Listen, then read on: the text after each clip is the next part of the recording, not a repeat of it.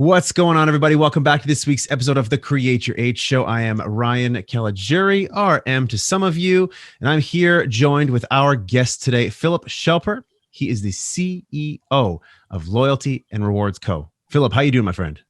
Very good, RM. How are you today?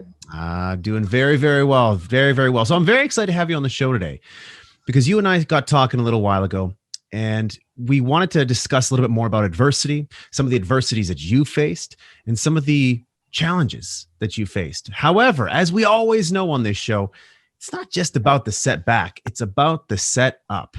And that's what we want to focus on. We want to tune our minds to the good that comes to it. But before we get to your story, I want people to get to know a little bit more about you.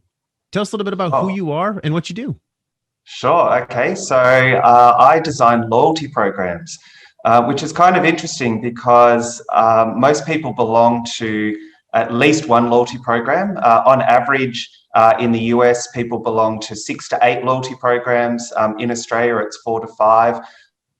In some countries such as Austria, it can be as many as 14 loyalty programs. Wow. But no one ever actually thinks about where these loyalty programs come from. And they come from people like myself. So we are engaged by major companies all around the world to come in and work with them to identify their business objectives and help them to design a loyalty program and implement it for them so that their customers can join, they can transact, they can receive rewards and receive appropriate marketing communications. So there is actually such a thing as a loyalty program designer, and that's myself and my team. Right on. I had no idea that there was such demand for loyalty programs in Australia. That's great to know. Incredible. Yeah, it's massive. So globally, the loyalty industry is a multi-billion-dollar industry. It's incredibly lucrative. There's enormous amounts of money involved in it, being invested in it in all sorts of areas. So we're constantly busy with different companies engaging our services to help them improve their approach. Incredible. So you're keeping busy, I'm sure, as usual. That's right. So, Philip, I would love for you to kick into the show today and tell us a little bit more about your maybe personal setback. Let's start there. A personal setback that you faced and the setup that came as a result of that setback. Because we always know that if we focus on the setback, that's the story that we'll tell. We don't want to do that, though. We want to focus on the setup. What was the good that came from the bad? What's the upside from the downside, right? So tell us your personal story. We'd love to hear it. Sure. Okay. So this is a really interesting one. It goes back quite a few years. So when I was 12, my family moved to a place called Albury, which is a regional city in Australia, and they had a kids circus there. So the kids circus had been initially set up as a one-off project by the New South Wales government, and it had been so successful that they then turned it into a full-time thing with lots of government funding. My sister, who had been quite an accomplished gymnast, had joined first. And then she had enjoyed it so much that the rest of the family wanted to join. I'm one of 6 kids. And so I joined, my younger sister joined, and later my younger brother joined as well. I was a juggler, and I managed to get accepted into the circus, and we went on a tour during the school holidays. But I acted like a bit of a dumbass, a bit of a jerk, just doing stupid stuff as 12-year-olds do. And as a result of that, I actually got kicked out. So after one season, so I'm officially the only person in the world who's been kicked out of the circus for clowning around. That's awesome. So what was the setup from that? Obviously, as a kid, you're 12 years old. You have this great experience. You join the circus. It's lively. People are there watching you. It's fun and music and what have you. And then all of a sudden, you get kicked out. That's traumatic for a 12-year-old kid, right? Like, if I was 12 and faced that kind of rejection, that would hurt. And that might stay with you for the rest of your life. So what was the setup from getting kicked out of the circus as a setback? Yeah, look, it was pretty humiliating, particularly because my siblings remained in the circus. So there was Mhm. that ongoing association for a long period of time. But I think from my perspective, the first immediate learning was that if you act like a jerk and do dumb stuff, then there's repercussions to that. So I learned that very early and, realized that I couldn't continue behaving like that throughout my life. But probably the bigger one was at that time, China-Australia relations were starting to become established. And the Nanjing Acrobats, who was a really famous acrobatic group from China, actually came to Australia in order to work with the Flying Fruit Fly Circus to help improve their skills. And because I got kicked out of the circus, I couldn't participate in that. But they had a really amazing motto, which was persistence leads to success. And for whatever reason, I just loved that motto, and I've always adopted that, which is kind of strange because usually when people have these types of traumatic experiences in their life, they tend to reject everything to do with it. Right. But I just really love that motto, and I adopted it, and I've used that ever since. So what I find from my perspective is people often give up on things too soon. They'll have a goal, they'll have a vision, but once they start down that pathway, they won't keep going at it until they actually get to their goal. And typically in life, you see people who have made it tell the story of what it's taken to make it, which is that they just kept going and going and going and going. So that's something that I took away from that experience, and it has really, I guess, served me very well. That's Absolutely, for it has. What was that quote again? Persistence leads to success. Persistence And leads to success. It's so yeah. simple. It's so simple. Mm. However, Yeah. at that time, that quote, that like power philosophy, everybody who watches the show, my power philosophy, the one that's on my own dog tags, right? I have a number of them, but the one that stands out, it's not a setback, it's a setup. Yep. Every single opportunity that I get, anytime that something bad happens to me, I'm always looking for the setup, no matter how bad circumstances might get. And the same is true for you, where you had that power philosophy, that seed ingrained in your brain at such a young age. And that very likely helped propel you to the position that you're in right now, which is running a successful company, leading a successful company, and starting it up yourself. I mean, the only way that you're getting to the point where you're at right now is by believing that philosophy. And I have a good feeling that philosophy played a small role in terms of who you've become today. So even in the face of rejection, even in the face of a traumatic experience for a 12-year-old kid to face that embarrassment, that rejection, you managed to learn a lot of lessons along the way. You probably became a nicer individual, a nicer teenager, a nicer adult, a better man as a result of that, because you faced that pain. At the same time, you were able to find a golden nugget, a little philosophy, a lesson that you'll carry with you along the way. So the lesson is for everybody here, no matter how tough the rejection might be, continue to look for the setup, because you're going to get those little hidden messengers that's going to help you, perhaps not today, but later on. So I love that personal story, Philip. And that's such a unique story, because we're probably never going to get anybody on the show again who was a member of the circus. So I love it, man. Yeah. So tell us the other side of the thing. So now we have personal stories. And yes, personal and professional can kind of mix a lot. But tell us one of your professional setbacks for our business people out there who are maybe facing something similar you might have faced. Your setback and the setup, please.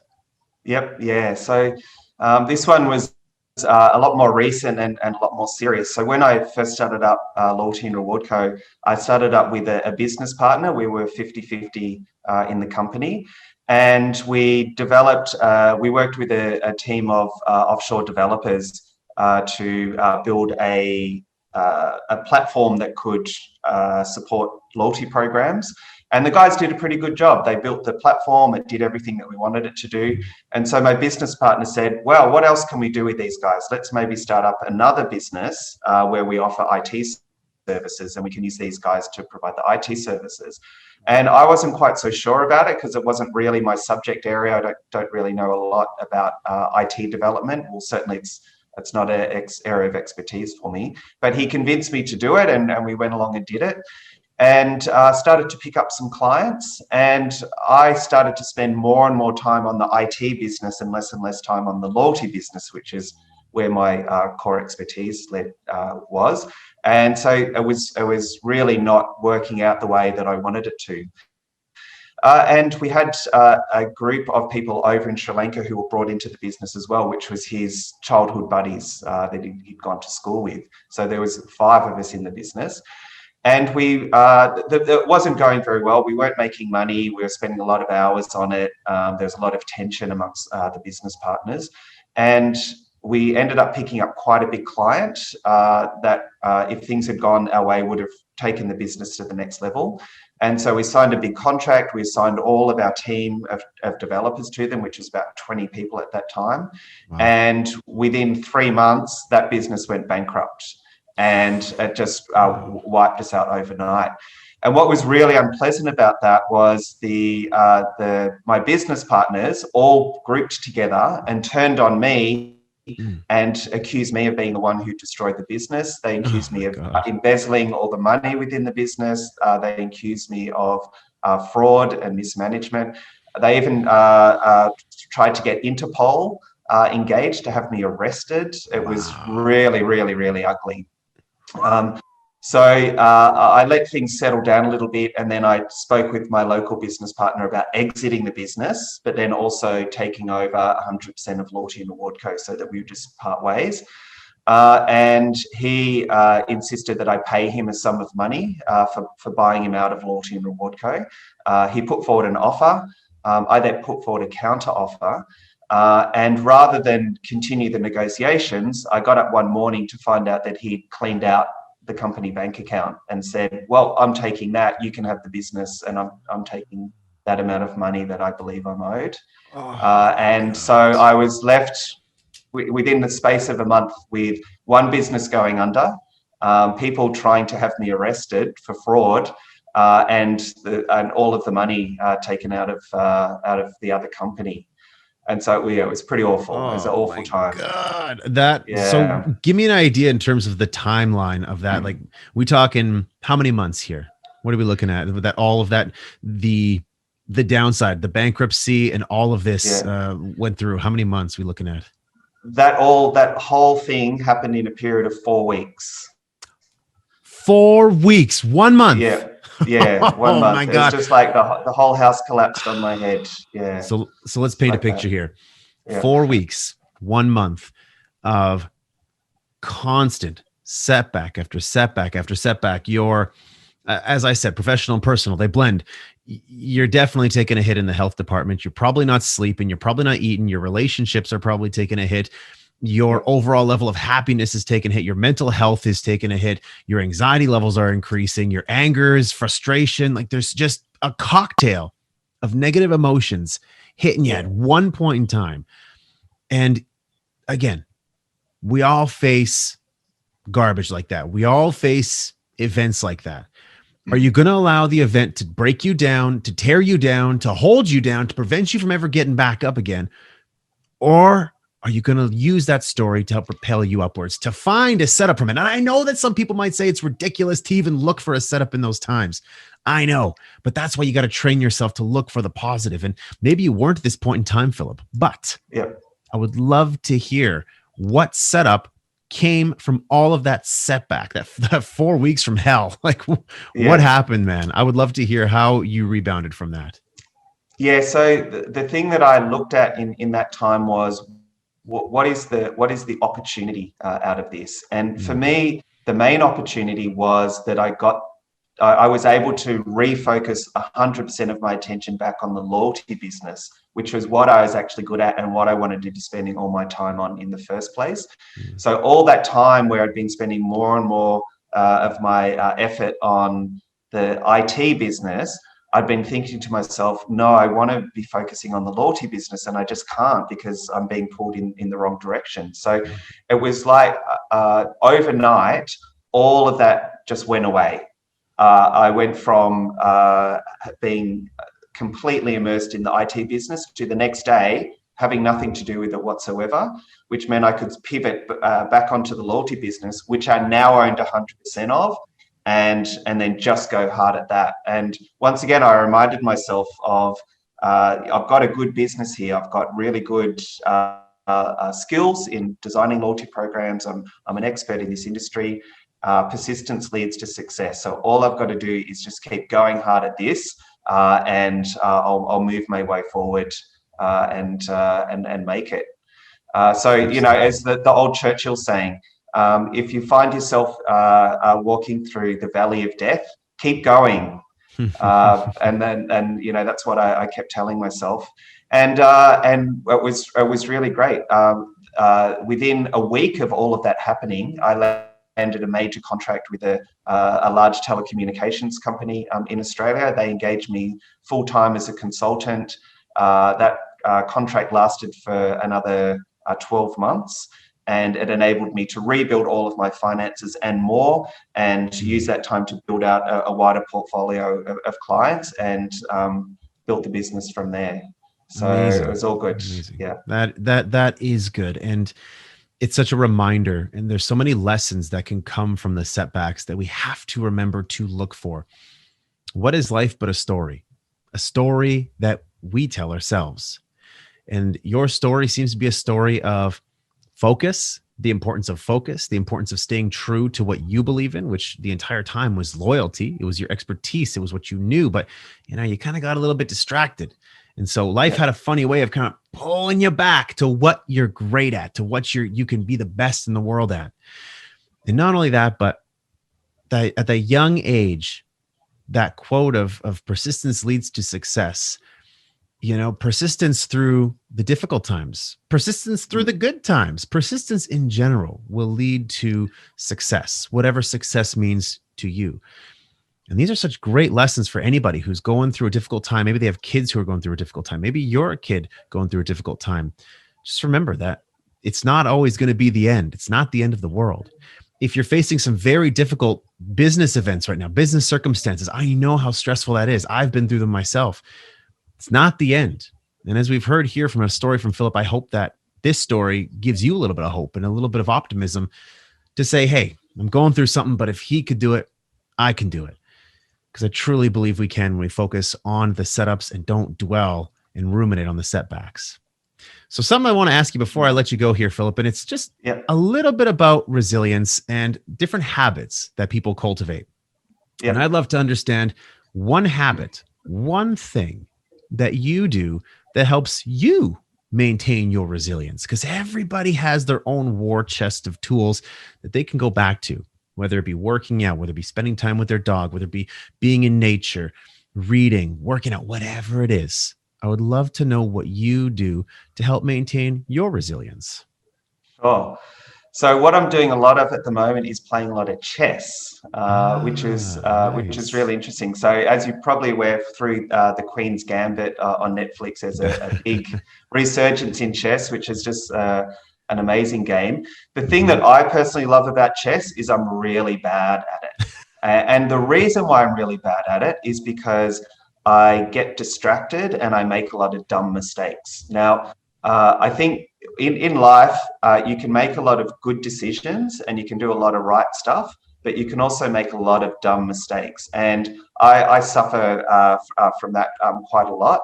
And so chess enables me to really to train my mind to think about things more before I make decisions, because one wrong decision in chess and the game is over.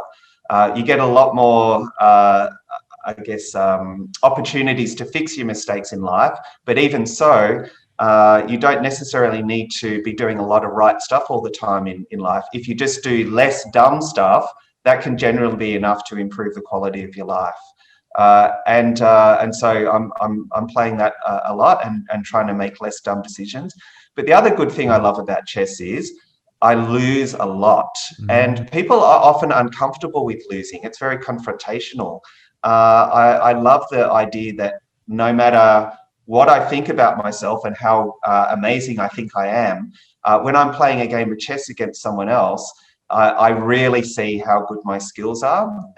And there's nothing you can hide from there.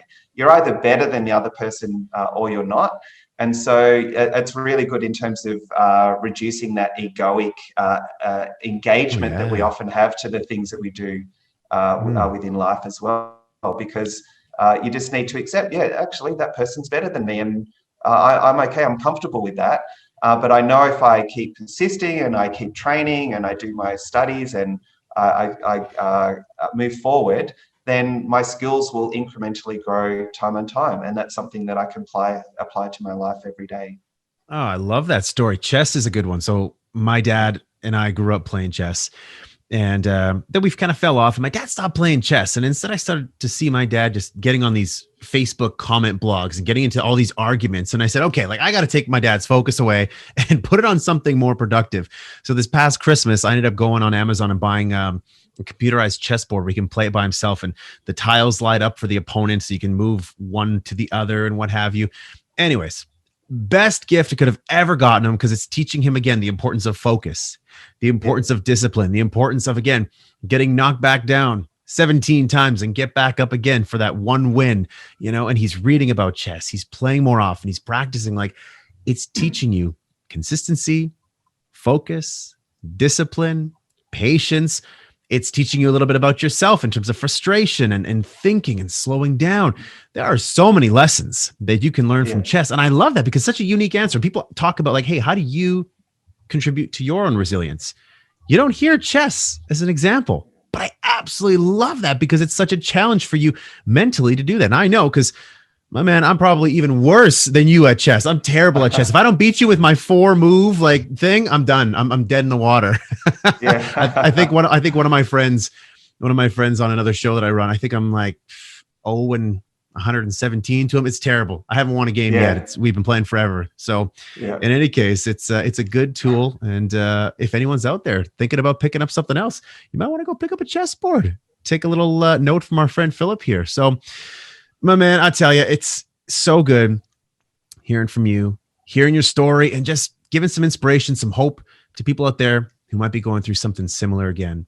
But it was an absolute pleasure having you on the Create Your Age show. And I really, really hope that we can stay in touch, and we'll see how the rest of your journey goes. But again, that's Philip Shelper he's the CEO at Loyalty and Rewards Co. down in Australia. So actually, if anyone wants to look you up, how can they find you online?